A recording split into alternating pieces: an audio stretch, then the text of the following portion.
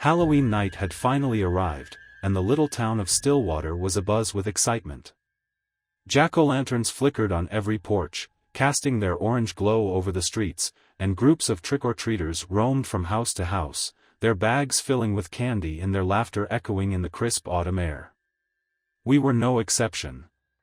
Me, Abby, Caleb, and Emma had been doing this for years, ever since we were kids. But this Halloween felt different. It was colder outside, darker at night, and the usual thrill of the evening seemed to lack something. It felt as though the town itself held its breath, waiting for anything to happen. We were on our last street, the one on the edge of town, and nobody really went down anymore. All of the houses here were abandoned, their windows boarded up, their lawns overgrown.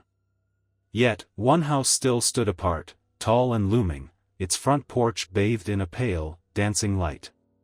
"That place gives me the creeps," Emma muttered, tugging at her mask nervously. "Are we really going to knock?" Caleb grinned, ever the boundary pusher.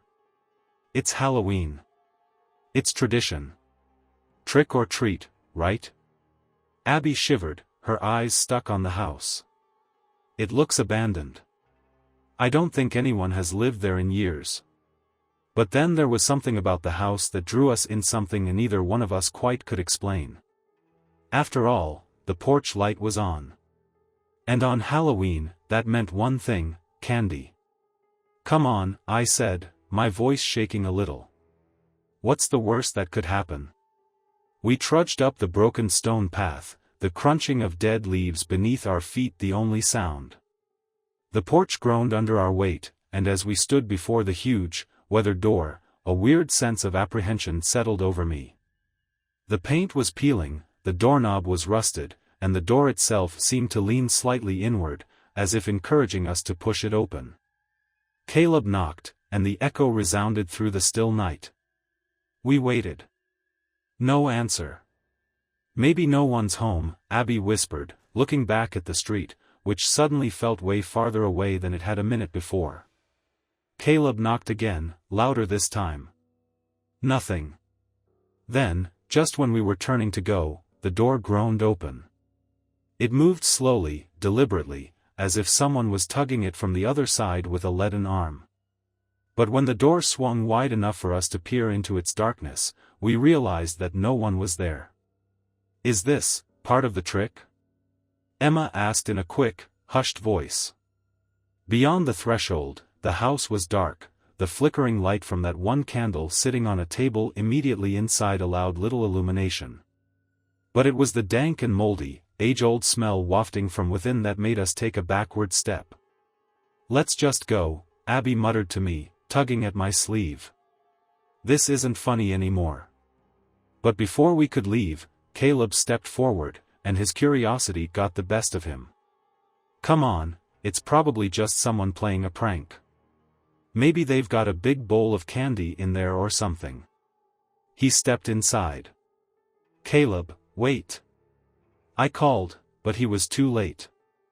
The creaky old door groaned open just a little wider, and he disappeared into the darkness beyond. Without warning, the door slammed shut behind him. It went shut with such force that it echoed up and down the street, causing all of those jack-o'-lanterns to flicker as if they'd been caught in an invisible gust of wind. We stood there frozen, staring at the old wooden door that had swallowed Caleb whole. "Caleb!" I yelled, running to the door and pounding on it with my fists. "Let me in." "Caleb, are you all right?" But no one answered. Abby was white-faced, her eyes were wide with alarm. "What just happened?" "It slammed shut all on its own." "How could it?" "I don't know," I whispered, pressing my ear to the door, in the hope that anything would drift from the other side. My reward was silence. Emma tugged desperately at my arm, her voice trembling. "We have to call someone. This is wrong, this isn't normal." I jerked on the doorknob, but it refused to budge. It was locked tight, as if it hadn't just swung open of its own accord a minute earlier.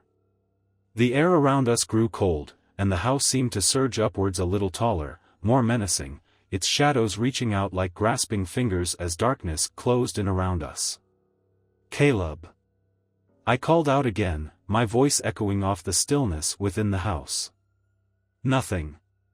Abby shook her phone out of her pocket, her hands shaking, and dialed Caleb's number frantically. The ringing was loud and clear, but no one spoke. It stopped completely after a few rings. There was a tiny click after, and then nothing. "He's not answering," Abby sobbed. What if something has happened to him? "Let's just break a window or something," I said, trying to keep the rising panic from my voice. "There has to be a way to get him out." But as I reached for one of the dark windows beside the door, something caught my eye, a shadow, moving inside the house. It was faint, barely visible through the grime-covered glass, but it was there. "Did you see that?" I whispered, pointing toward the window. Emma and Abby crowded beside me, peering into the dark interior.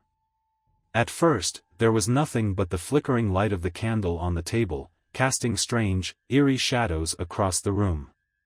And then we saw a figure, moving slowly in the background. It wasn't Caleb. It was too tall, too thin. It moved with a jerky, unnatural gait, its silhouette distorted in the faint candlelight. "What is that?" Emma whispered, her voice barely audible. It shuffled toward the doorway, enlarging, a big dark shape filling the doorway as it approached.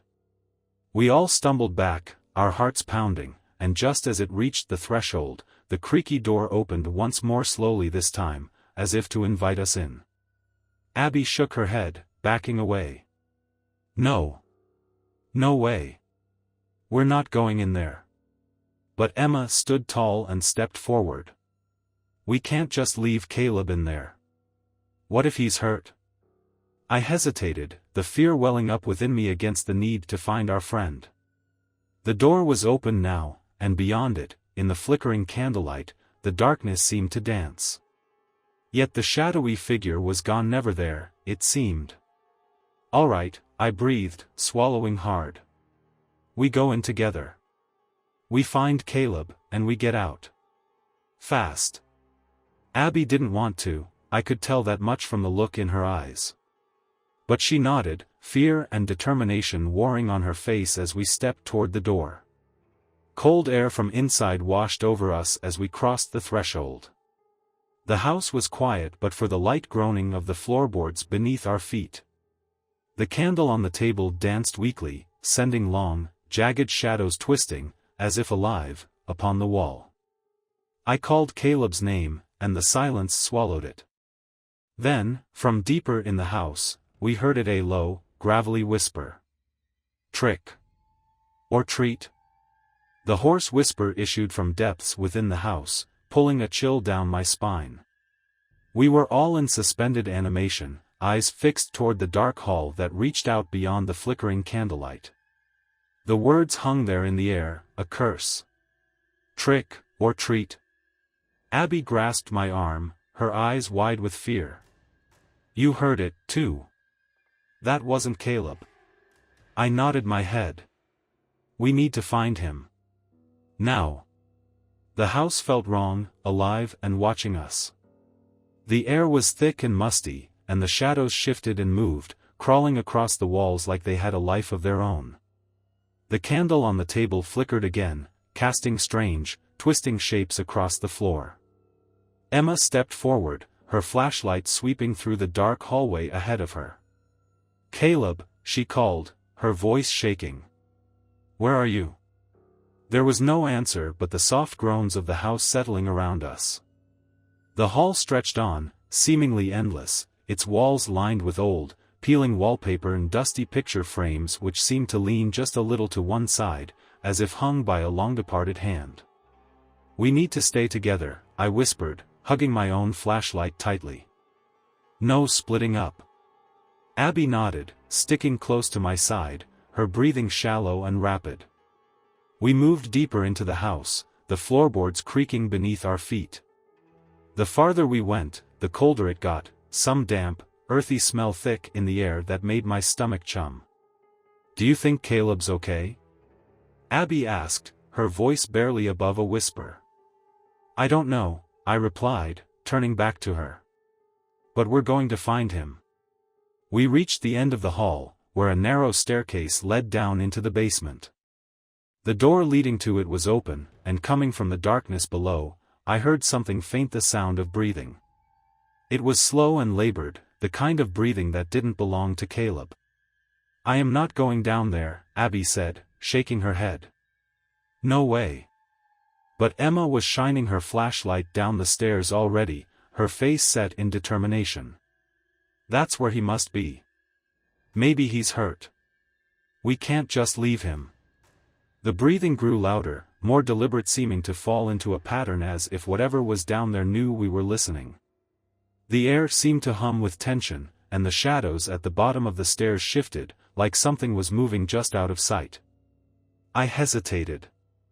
Everything in my body was screaming at me to run, to get out of the house and never look back. But Caleb was still in there, somewhere, and we couldn't leave him behind. We have to go, I said, my voice shaking. We have to find him. Abby opened her mouth to protest, nodded then, and swallowed her fear. We went down the narrow stairs together, the wooden steps creaking noisily beneath our weight.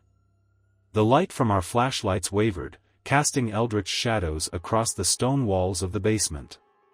When we finally reached the bottom, the air was colder than it had been, the dampness smelling even stronger.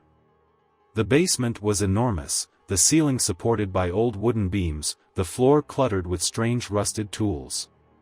Far in the corner, I could make out the vague outline of something or someone slumped against the wall. Caleb? I whispered, my voice echoing off the stillness.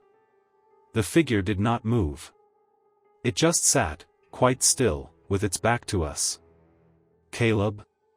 Emma called, moving forward. Are you okay? But as she reached it, the figure slowly turned its head. Her flashlight landed on its face, and I felt my blood run cold. It was not Caleb. Something huddled in the corner of the room stared back at us with sunken, hollow eyes that seemed to stare right through us. Its face was pale and gaunt, almost as if it had been rotting for years. The skin was taut over the skull, and its mouth was drawn into a clown's painted grin, full of jagged teeth, glinting in the faint light. And then it spoke, its voice a rasping whisper that sent chills right up my spine. Trick, or treat? The figure's grin broadened and its hollow eyes shone with an unhealthy light.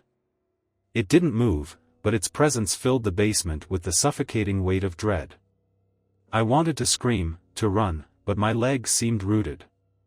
Abby's hand clamped tight over my arm, her nails digging into my skin. What is that? Emma stuttered, her feet moving backward as her shaking flashlight danced the beam around the thing's twisted face. The thing gave a slow, grating chuckle, the sound seeping through the room like fingernails over glass. Trick, or treat, it repeated, the words drooling with malice. I could hardly breathe. My mind did acrobatics behind my frozen eyes, desperately trying to make sense of this impossible scene. This was not Caleb. This was not human. Where's Caleb? I asked, my voice shaking. What did you do to him? The figure cocked its head, its grin didn't falter. He chose, he whispered, the words were nearly indistinguishable from the loud battering of my heart. Now it's your turn. Abby gave a little whimper, her eyes were big with terror. We need to get out of here, she whispered, tugging on my arm. We need to leave now. But Emma was frozen in place, her flashlight still trained on the creature. What do you mean he chose? She asked, her voice shaking, but defiance laced through it. Chose what? The figure's grin expanded even further, tugging its mouth open impossibly wide, the corners splitting to show off more of his jagged teeth. The game, it rasped. It's all a game. The air in the basement seemed to grow colder, the shadows around us deepening, pressing in from every direction. It felt like the walls were closing in, the ceiling lowering as the house itself was trying to suffocate us. Let's go. I hollered, catching Emma's arm, tugging her back in the direction of the stairs. Now! But before we could move or utter a word, the door at the top of the stairs slammed shut behind us with a deafening bang. In an instant, we were plunged into total darkness. Our flashlights afforded the only light, feeble beams that cut through the air and sent trembling shadows dancing around the room. Another chuckle issued from the figure, its voice low and guttural in tone. "It's too late," it whispered. "You're all part of the game now." The earth beneath us shook, and I heard the sound of something, many somethings, scratching at the walls. It was louder now, more frantic, like whatever was down here with us was straining at a leash to join in the game. "We have to get out of here," Abby screamed, scrabbling towards the stairs. "We have to go." But the door held firm. I beat upon it with all my might, yet it did not yield. The scratching grew louder, closer, and with a sickening dread, I realized it wasn't just the walls, it was beneath the floor. "What do we do?" Emma cried, her voice full of panic. "We can't stay down here." The figure in the corner stirred, its empty eyes locking onto us, its grin still smeared across its grotesque face. "You choose," it grated, its voice booming in the dark. "Trick, or treat." The scratching reached deafening decibels, the floorboards groaning beneath our feet as something, many things, scuttled just out of sight. "We have no choice," I whispered, my heart racing. "We must play." The grin on the figure's face grew even wider, his eyes glinting with malevolence. "Choose wisely," it hissed. "Or you'll end up just like him." And then, from somewhere deep beneath the floor, we heard it, the sound of Caleb's voice. "Help me." The sound of Caleb's voice sent a spike of terror through all of us. It was faint, muffled, but unmistakable. Caleb was beneath us, somewhere in the depths of the house. My stomach turned when I realized what the scratching sound had been. Caleb, trapped, calling for help. "Caleb!" I screamed, dropping to my knees and pounding on the floorboards. "We're here. We'll get you out." Emma cast the weak beam of her flashlight down at the ground, illuminating the dusty, uneven boards beneath our feet. The scratching continued, desperate, as if Caleb was trying to claw his way out from whatever hell he'd been dragged into. "Help me." His voice came again, weak and shaking. Abby threw herself down beside me, wailing, pounding her fists against the floor. "We're coming, Caleb. We'll get you out, I promise." But the figure in the corner gave a slow, rasping chuckle and its hollow eyes shone with malignant glee. "He's already made his choice," it hissed, its voice slithering through the darkness. "Now it's your turn." Emma spun to the figure, her face twisted in both anger and fear. "What do you want from us?" she screamed. "What is this game?" The figure cocked its head, its grin spread wide once more. "Trick, or treat," the figure repeated, the words dripping with sadistic humor. "Choose, or you all suffer." The room felt colder, the walls constricting around us as the weight of that decision hung heavy in the air. I could feel the sweat on my palms, my heart racing against my ribs as terror clawed at the back of my mind. We knew nothing about the rules, but it didn't matter, this was a real game, and we were inside. "What does it mean?" Abby whispered, her voice trembling. "What happens if we choose?" I turned to the figure. Its black silhouette was only dimly visible in the faint light of our flashlights, watching and waiting, the grin never leaving its face. Whatever it was, whatever game it was playing, it was very clear we were at its mercy. "We don't have a choice," I said, and my voice shook, even as my words did little to give me confidence. "If we don't choose, Caleb's done for. We're all done for." Emma's face was pale, her eyes wide with a white-rimmed fear, but she nodded. "Then we choose." The figure appeared to lean forward, its grin stretching so wide its face should have burst. "Trick, or treat," it hissed once more, the words paranoia-inducing in my ears. I did, though. The weight of the decision, crushing down on me. This wasn't a game, it was something more, something darker. Whatever we chose, it wasn't going to turn out right. Treat, Abby said suddenly, voice quivering. We choose treat. The figure's grin hesitated for a moment, its eyes narrowing. And then, in that low, guttural laugh, it spoke again. Very well, he rasped. Your treat awaits. The floor creaked beneath us, and before I could react, the floorboard split open with an awful splitting crack. A gaping hole, dark, opened beneath us, and I was falling skittering downward into the blackness below. It was a plunge into darkness that seemed to last forever. The cold air whipped around us in a frantic rush as we fell, the narrow walls of the shaft closed in tightly about us, making it impossible for anything to be seen. My screams reverberated within the void, joined by the terrified cries of Abby and Emma. The feel of this fall was endless, a drop into nothingness, until suddenly impact.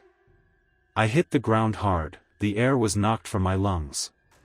For a moment, all I could do was gasp, as pain radiated throughout my body and I tried to orient myself. My flashlight had shattered in the fall, the light had flickered out, plunging us into total darkness. I could hear Abby groaning, Emma's shallow breaths as she tried to regain her bearings. Are you okay? I called out, my voice weak.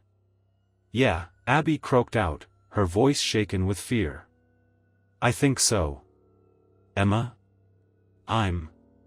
I'm fine, Emma gasped, though I could hear the tremble in her voice. Slowly I sat up, my body bruised and my head whirling from the effect of the fall. The floor on which we lay was cold and damp, composed of rough stone. It was pitch black around us, and I couldn't see a thing, but I could most certainly feel it in the air, something cold and ancient that lingered just out of reach. Where are we? Abby whispered, her voice barely audible. I didn't know, I said, feeling about in the dark. It's some sort of basement, maybe? Or a tunnel? The walls were rough and uneven, chiseled from the earth it seemed, a very long time before. The air was thick, heavy with damp stone and decay. It was colder here than it had been upstairs, a deep, bone-chilling cold that made my skin crawl. We need to find a way out of here, Emma said in a quivering voice. We can't stay down here. I nodded, even though I knew she couldn't see me. We'll find a way, I replied, more for my reassurance than anyone else. As we struggled upright, a huge scream of pain ripped through my leg, but I forced myself to move through it. No time for that now. We had to run, had to find Caleb, and get out of this seriously bad dream.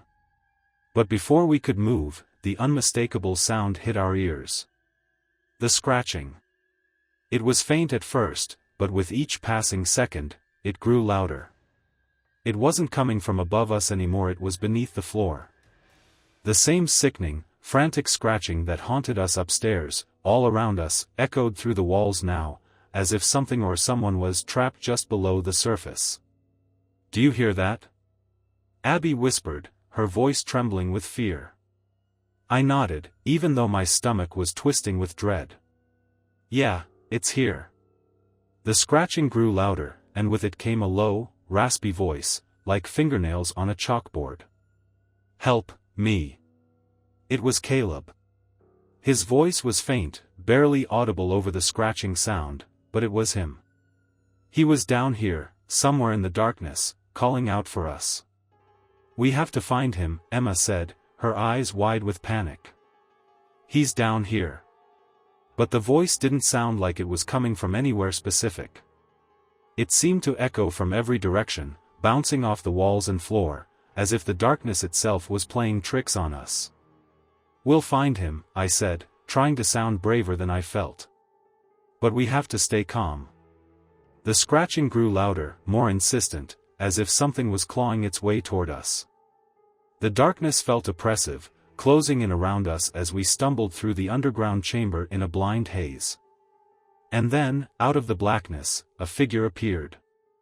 At first, it was just a shape tall and thin, barely visible in the faint glow of Abby's cracked flashlight. But as it moved closer, I could see it more clearly. It wasn't Caleb. The figure in the robe was draped in tattered, rotting clothes, its skin pale and stretched taut over the bones.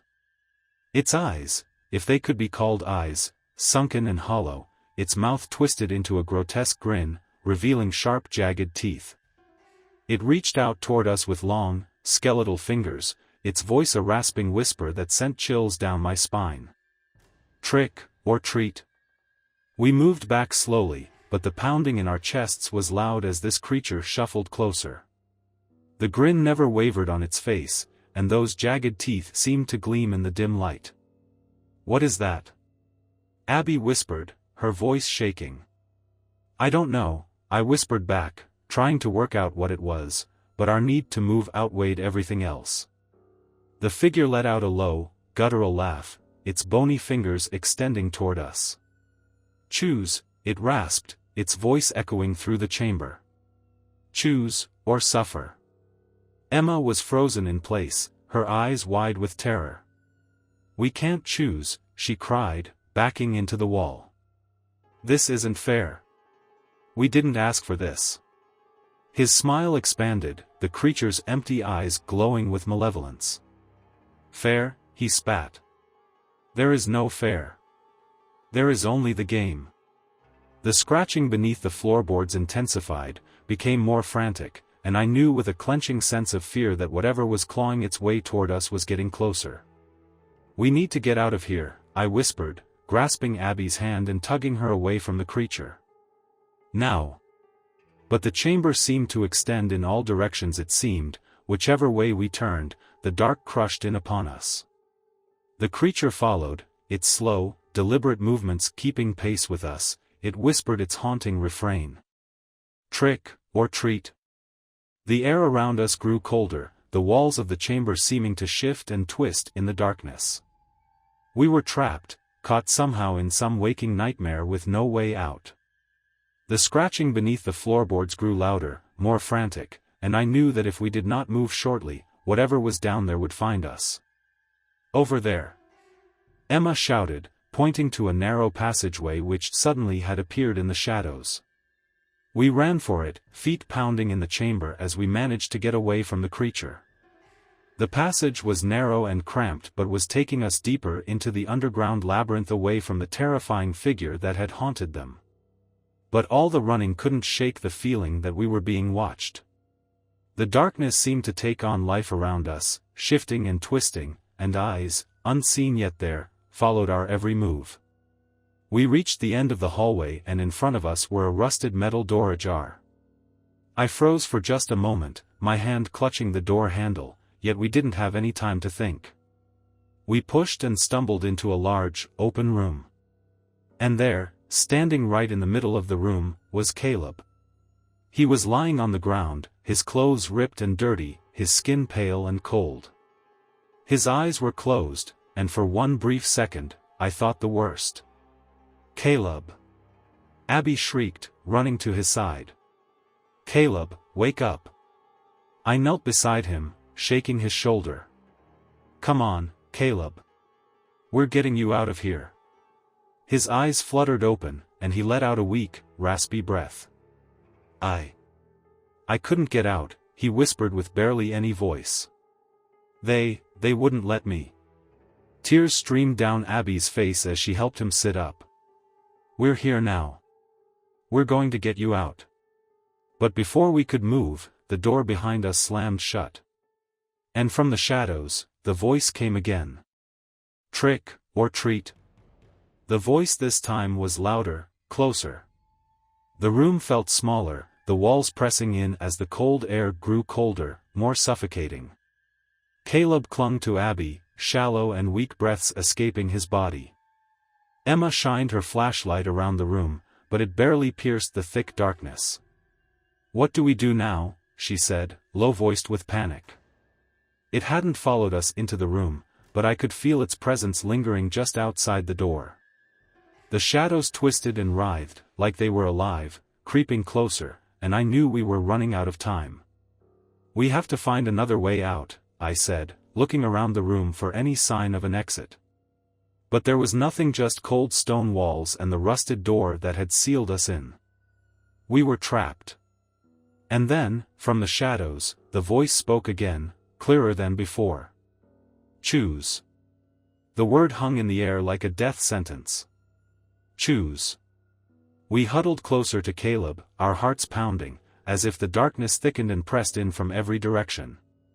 That figure was still out there, just waiting and watching. And the scratching was getting louder now, more desperate, coming from beneath them, like something trying to claw its way to the surface. Choose what? Abby cried, her voice breaking. What do you want from us? It did not respond to me. It only repeated the command, cold, the resonance of its voice off the walls. Choose. I felt the weight of the decision weighing down on me, smothering. The air was thick with dread and the darkness encasing us alive, waiting for one of us to make a move. Caleb coughed weakly, his hand clutching onto Abby's for support. It's the game, he whispered hoarsely. It's always been the game. What game? Emma snapped, looking around the room in a crazed fury, as if expecting at any minute to see something that would get us out. The trick. Or the treat, Caleb murmured, his breath was in short gasps. We have to choose. One of us has to pay the price. No, Abby said, her head shaking violently. We're not choosing. We're all getting out of here. We're not playing this stupid game. But the voice was insistent. Choose.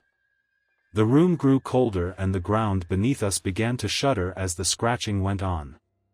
Whatever was down there, whatever Caleb had been trapped with, was coming. We had to make a decision. What if, I began, the thought so terrible I couldn't quite bring myself to say it, yet we couldn't avoid it forever. What if choosing saves the rest of us?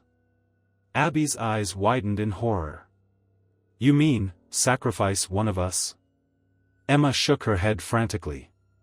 No, no way. There's got to be another way. We can't just. Again, the shadows shifted and darkened around us, and the voice spoke again. Choose, or be chosen. The realization finally hit home. If we didn't choose, it would choose for us. The figure, the thing in the basement, it wasn't going to let us leave unless the game was played. We had no other choice. I swallowed hard, my heart racing. We have to. No. Abby sobbed, clutching Caleb tighter. We can't. But the floorboards creaked beneath us, and from within those dark cracks in the stone I could feel something start to emerge, long, skeletal fingers, clawing their way up from the floor. The scratching was no longer beneath us. It was here. They're coming, Caleb whispered, his voice shaking. It's them. The ones who didn't choose. The fingers crawled up off the floor, followed by more skeletal hands, pale and decayed, dragging themselves from the depths. It seemed the floor buckled under our feet with the things beneath it rising, their hollow eyes stared up at us, their mouths twisted in silent screams. They didn't play, Caleb said, his voice barely above a whisper. They didn't choose. My heart was racing as I realized what was going on. These things, they were the remains of the ones who'd been here before. They, too, had been part of the game and had refused to make a choice. Now, they were trapped in here, forever trying to dig out, but never escaping. Emma gave a choked sob, stepping back as skeletal figures crawled toward us, scuttling bony hands across the stone floor.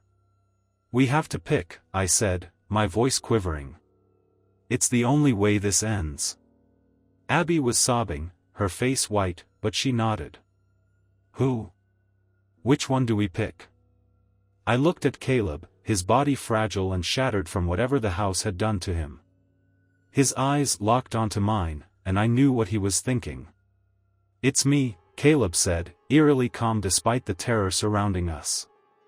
I'm already done for. You all have a chance. No. Abby shouted, clinging to him. We're not leaving you. Caleb smiled weakly, his face pale. "It's okay. You have to.